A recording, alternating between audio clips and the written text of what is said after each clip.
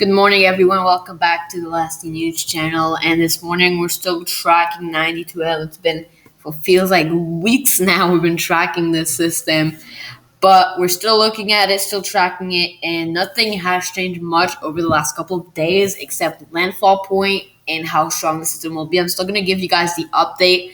Yesterday, I'm so sorry, I was out all day and I was unable to give you guys an update, but daily updates will continue, except some, time where I'm unable to do so, unfortunately, and I do apologize for that.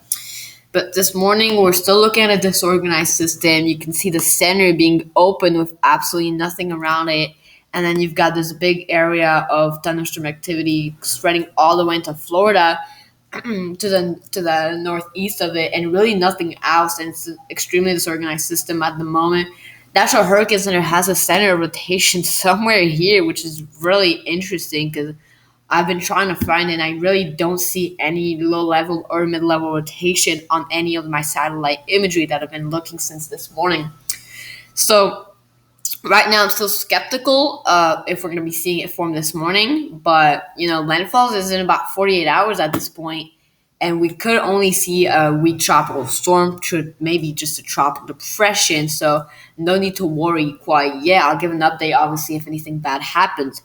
But we're looking at some pretty big convection to the north, a big blob spreading all the way, obviously, like I was saying, into Florida. You've got some big wind shear and outflow spreading this across Florida.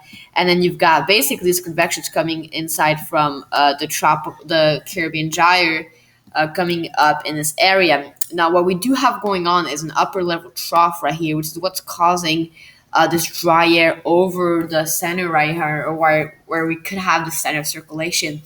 And until this upper level trough goes away, we're not going to be seeing any really major development.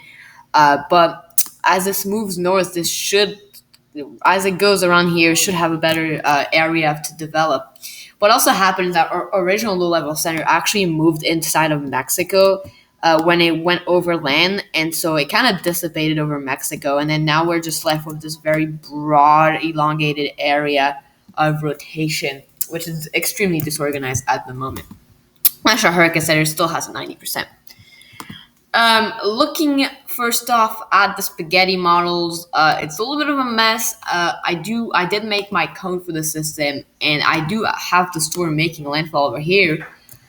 But what's interesting is that these spaghetti plots all have it towards Texas, which is now seems to be what we're gonna see. So Texas, you're not out of the question. We get Houston all the way down to Mexico. All of you guys could be getting this impact, but the GFS and the European model still have a landfall all the way over here. So if we were to see a cone right now, you can see how big it would be because we just don't know where this is going to go. At this point, lots of models towards Texas, lots of models towards Louisiana. So we're still tying down to this area. Where it's going to go, it really depends on how the upper level trough interacts, because if the upper level trough kind of pulls away, it's going to be going straight north, but if it does interact with it, it's going to be pulling it this way. So that's something interesting that we have to track. Model guidance really not showing anything strong anymore, so nothing really to worry. We are getting a recon this afternoon, which is going to be giving us a lot more information on what's going on with the system. Look at the forecast models. As you can see, obviously, it still shows that landfall in Louisiana, but really nothing strong at this point, and not much happening. It does look like we are going to get a center reformation, like it was talking about, how right now they're showing the center right here. It looks like it will reform eventually in here, because right now, again, we have this really broad area of rotation. I'll show you guys that on the satellite imagery in just a minute, if it decides to load, because it hasn't been loading in a while. So we're going to wait for that to load. This is the latest satellite imagery, and you can see what I'm talking about, because it is really a mess right now, guys. It's a mess of a system, and to me, it was better organized earlier. But you can see that broad area of, rotation. I guess you could say you've got this really big broad area right here. And if we pause it, I'm giving you guys a little better look at right now. We've got it basically goes like this right now, right? It really it's just this area, and the center is right there, right? But we don't have a low level center anyways. You can't see a tight rotation in here, you can't see a tile rotation area. You just have this really broad area of rotation. We're yet to see any low level tight circulation. It's just extremely broad right now. But I'm thinking eventually it will reform up there, probably, or we'll see a big blow up of convection over this area, and that could, push the storm upwards to tropical depression status. Other than that, I mean, right now it's not looking good at all. Obviously, the precipitation is going to be pretty bad with this storm still. We're still looking at some very heavy precipitation. Uh, Mostly a little less than we were expecting, but mostly towards the very eastern, because this is going to be a lopsided form. If the storm does make landfall around here, like the GFS, the rainfall will be, like you can see, very displaced, and will likely to have, the center, an exposed center right here with all the cloud tops to the very east, like we're looking at right now. So very subtropical looking system, to say the least. And the European model does have um, something a little similar here. Look at the European model, obviously. They do have it reform off the East Coast, which will be rather interesting.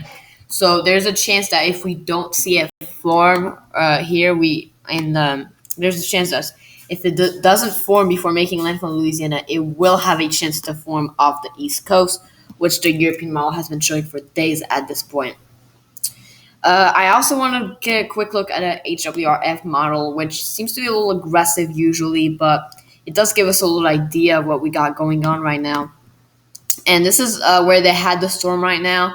Obviously, this is completely wrong because, I mean, that low level center that they're showing dissipated at this point, apparently. So, I mean, it's a little wrong, but we'll stick with it. So they have pretty much a very weak tropical depression, and then it does end up forming slightly before making landfall into a very weak and disorganized system, and then making landfall, obviously. Um, but if we look at, for example, this is our the dry. No, that's not what I'm looking at. If we look at the IR energy, you can see that they are showing like a similar thing. You've got very little convection over the center, and it never really looks like, even there, it is still a very lopsided storm, as they have the center all the way here, and then, they've got all that big chunk of convection. So it's going to be a very weak storm, to say the least. Now, I do want to show you guys my predictions at the moment. So I got a 90% for the storm. This is my current cone forecast. And you may be well, you're just saying it could not become a tropical depression or whatever. And it's definitely possible. But what I am expecting with this storm right now is the possibility for this to intensify slightly, obviously, before making landfall. And there's also the chance it could go a little farther to the west over here. So that's definitely something we're tracking extremely closely, obviously. Um, but either way, this is my what is going on here? I'm so sorry, guys. This is completely lagged. Um, so this is the cone. This is my chance of landfall for each place. And as you can see, 80% in Louisiana, 30 to 20% in the southern Texas area. At this point, with the model showing it curving a little bit more towards this area, I will probably up that in my next update to a little higher percentage and drop the percentage in the Louisiana area. But this is what I got going on right now for the storm. I will be starting a live stream until landfall with this system, so do keep that in mind. And for now, I'll see you guys in the next one. Right now, it's very uncertain what's going on, and this is no longer a code red situation for the moment.